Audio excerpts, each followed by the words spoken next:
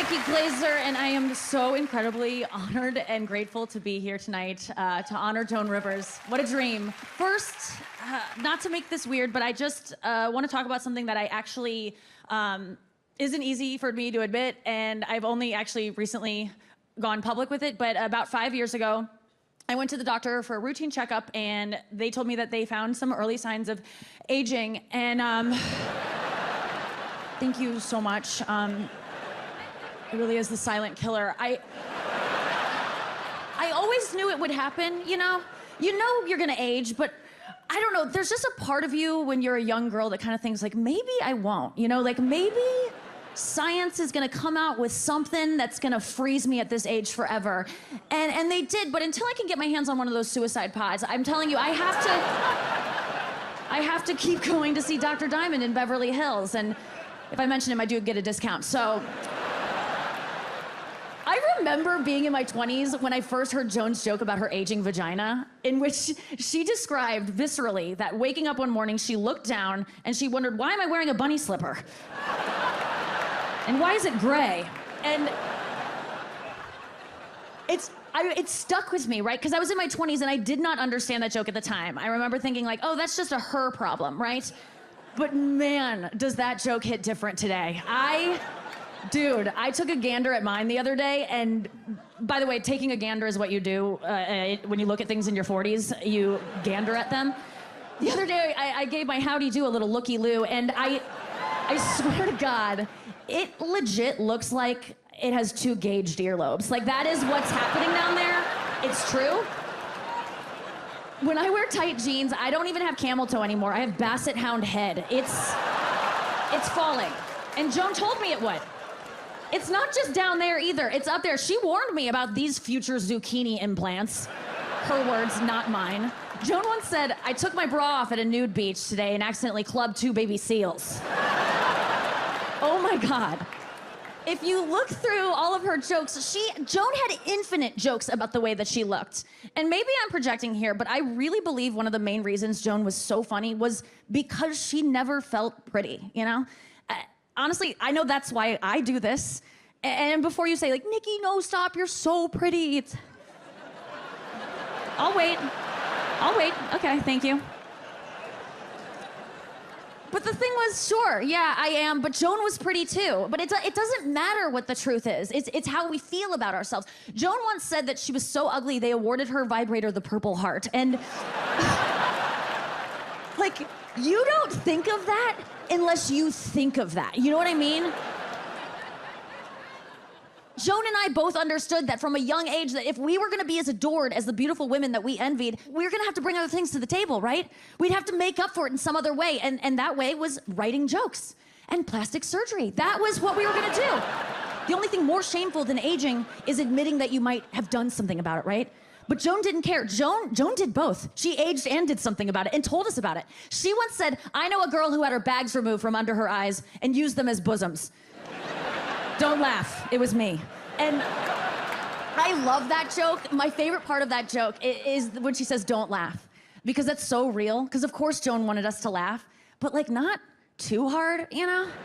I'm saying this to help us all understand Joan Rivers a bit more. This is what made Joan Rivers Joan Rivers. You don't get to be that funny, that bold, that smart when you like yourself, you know? You can't be funny with self-esteem. You're not Martin Short, you know?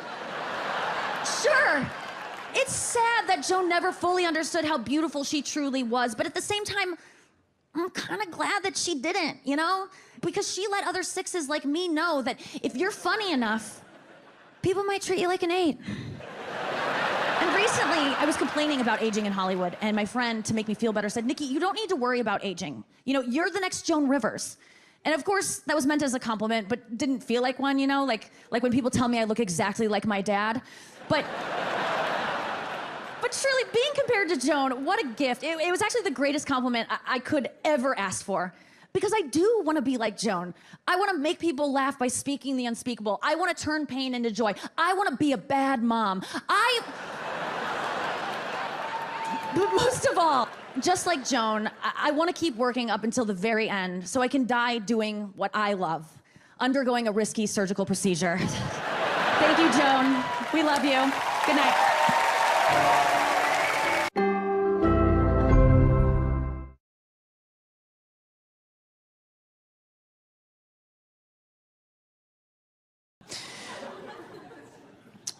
ugly child, boys didn't like me. I was okay with that at first. I was just like, good.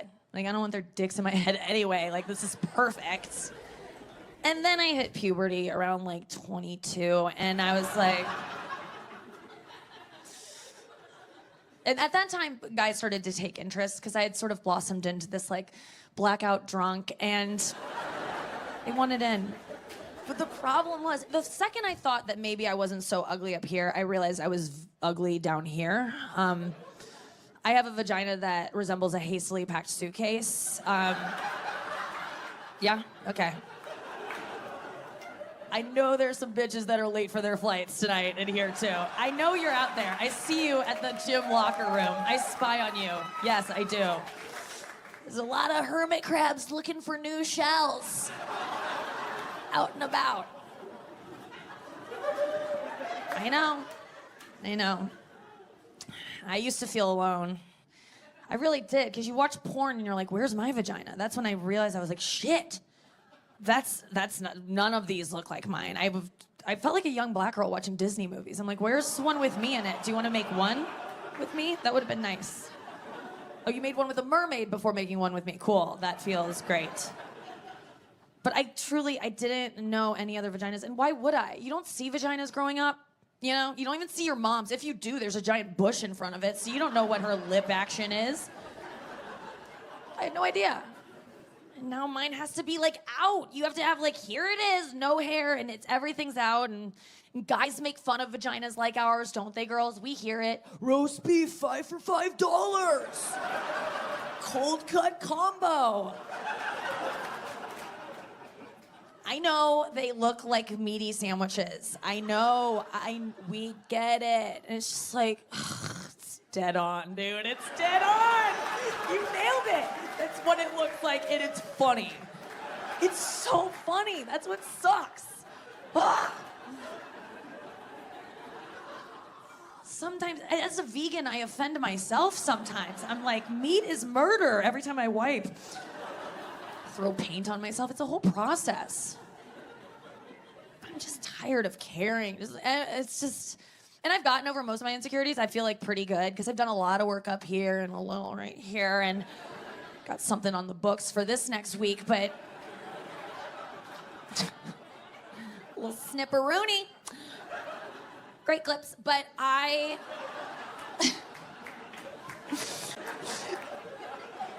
have so many toys, too many.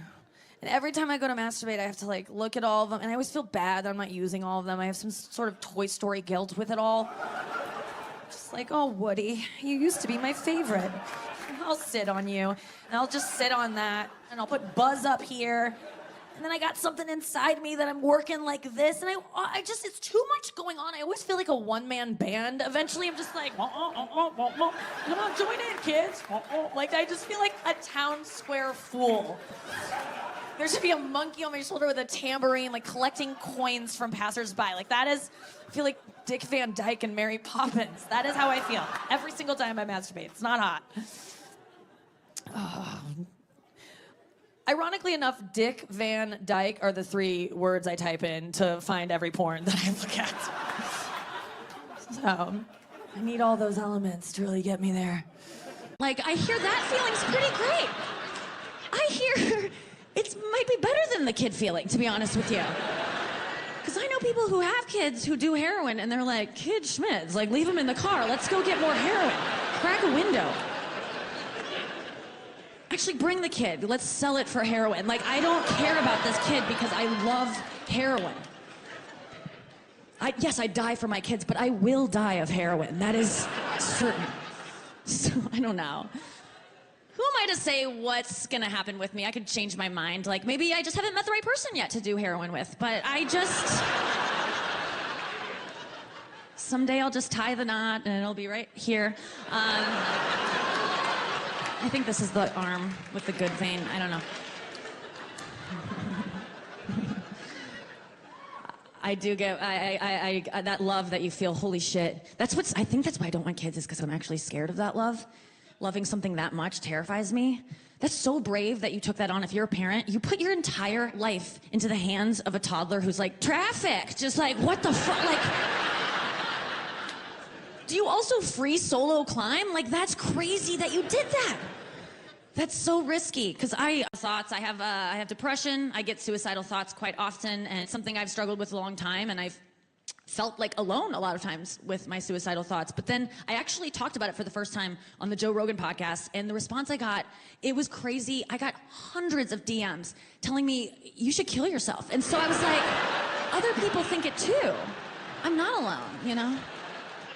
No, they're very common. And if you get them, please don't listen to them. I know that if they ever get too loud for me, I'm gonna call the number 988. It's a hotline, 24 hours a day. There's someone there who will listen to you. Kill yourself. No. Call 988. You have to call it. Please, please, please do. It's just like 911, but it's 988. Please remember it, 988. Don't call 911. For some reason, they had to create a new number. I guess people were calling 911 like, I think I'm gonna kill myself. And they're like, call us when you do, and just hang up. Okay. It's really hard to get out of depression.